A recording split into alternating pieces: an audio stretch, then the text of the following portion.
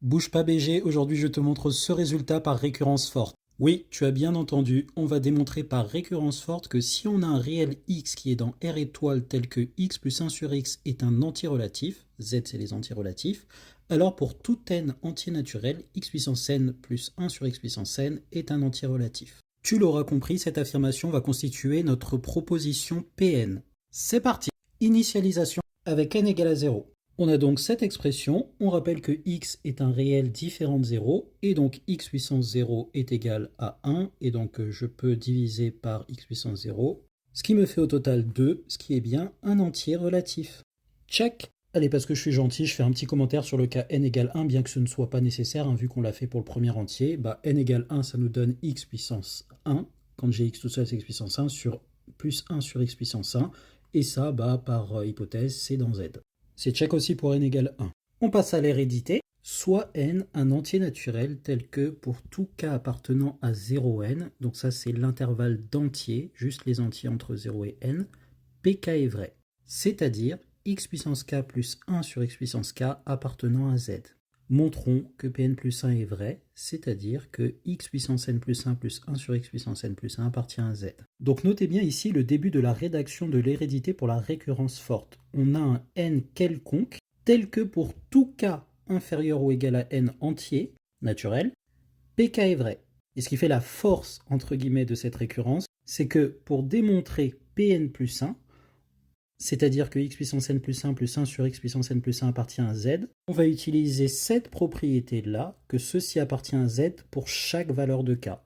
Et pour ça, je vais considérer le nombre x plus 1 sur x puissance n plus 1. L'idée qui est derrière, c'est de se dire, x plus 1 sur x, c'est un relatif, hein, d'après l'énoncé, et en mettant une puissance n plus 1, j'espère faire apparaître ces termes à la puissance n plus 1 et d'autres termes qui vont me permettre de déduire si oui ou non, ce truc-là est un entier relatif. Oui, mais on a une somme à la puissance n, donc d'après la formule du binôme de Newton, voir la démonstration dans la description sur mon profil, on a que ceci est égal à la somme pour k variant de 0 à n plus 1 de k parmi n plus 1, x puissance k fois 1 sur x puissance n plus 1 moins k. Pour que vous voyez bien ce qui se passe avec cette somme, je vais expliciter les 3 premiers termes et les 3 derniers termes. Ça vous fera une petite révision sur le fonctionnement de ce symbole. Donc pour rappel, ce symbole il signifie que je prends cette expression-là et que je vais en faire l'addition répétée pour les valeurs de k entre 0 et n plus 1. 0, 1, 2, 3, successivement, etc. Donc je prends cette expression, je remplace k par 0, et je l'écris là, et je mets un plus derrière. Comme ça, je reprends cette expression, je remplace k par 1, je l'écris ici, et je mets un plus derrière. Comme ça. Puis comme ça pour k égale 2, puis ce terme-là pour k égale n moins 1, k égale n, et k égale n plus 1. Donc si je détaille, la somme, en fait, elle vaut ceci. Ce qui me donne ceci si je fais les simplifications des puissances de x sans avoir écrit les coefficients binomiaux. Ne panique pas, ça arrive. Parce que par exemple ici j'ai x puissance 0 qui vaut 1, donc j'ai 1 sur x puissance n plus 1, c'est-à-dire ceci. Ici j'ai x puissance 1 sur x puissance fois 1 sur x puissance n, pardon. Et donc en bas j'ai x puissance n avec un 1 au-dessus, j'ai un x au-dessus, je simplifie, et donc j'ai bien un 1 sur x puissance n moins 1, puisqu'il y a un x qui est parti. Ici, j'ai 2x en haut en multiplié et x puissance n moins 1 en bas. Donc, les deux se simplifient, j'en enlève 2 en bas. Donc, j'ai x puissance n moins 1 moins 2, ce qui me fait bien 1 sur x puissance n moins 3, et ainsi de suite. Et à un moment donné, dans la somme, on va passer au terme où c'est au-dessus qu'il va en rester après simplification.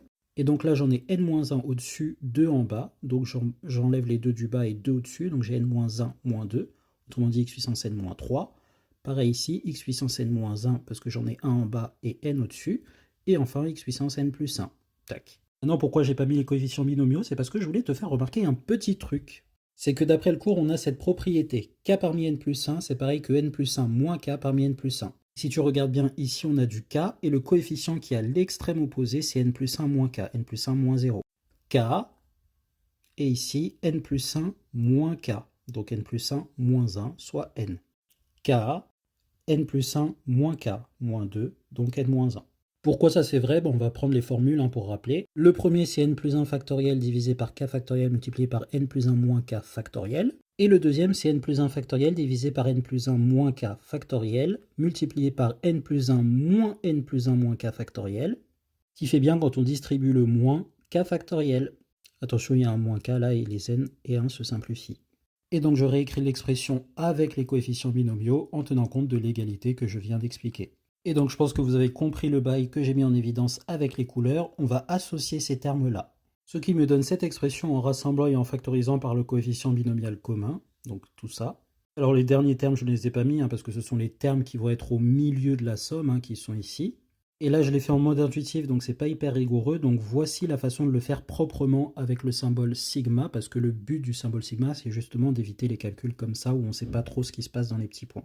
En fait, quand on écrit la somme, il faut noter que d'après la formule du binôme, c'est égal à cette expression, mais d'après la même formule du binôme, c'est aussi égal à cette expression. Je peux mettre le 1 sur x en puissance k et le x en puissance n plus 1 moins k, alors que j'avais fait l'inverse avant. On peut le démontrer par changement de variable en s'aidant justement de cette formule-là. Mais vu que les deux trucs sont égaux et sont tous les deux égaux à ceci, si je fais leur somme, j'aurai 2 fois ce truc-là. Et en particulier, si je divise par 2, ce truc-là, ça va être égal à lui-même divisé par 2, plus lui-même divisé par 2. Autrement dit, un demi-facteur de lui, plus lui. Autrement dit, cette expression-là. Dézoome pour que tu puisses la voir en entier. Ou ceci, si je rassemble les deux sommes dans la même somme et que je factorise par le coefficient binomial qui est en commun.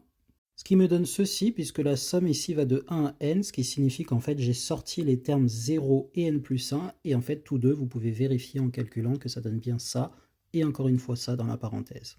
Ce qui me donne ceci, puisque les termes apparaissent 2 fois dans la parenthèse, donc sont fois 2 et multipliés par 1 demi, ils apparaissent ici, et le reste de la somme multiplié par 1 demi. Maintenant regardons de plus près cette somme. Vous notez qu'en fait pour les valeurs extrêmes, par exemple n et 1, ou 2 et n-1, ces expressions-là sont exactement les mêmes. Je vous laisse vérifier ça en commentaire. Donc divisé par 2, elles donneront simplement ce truc-là qui apparaît une fois.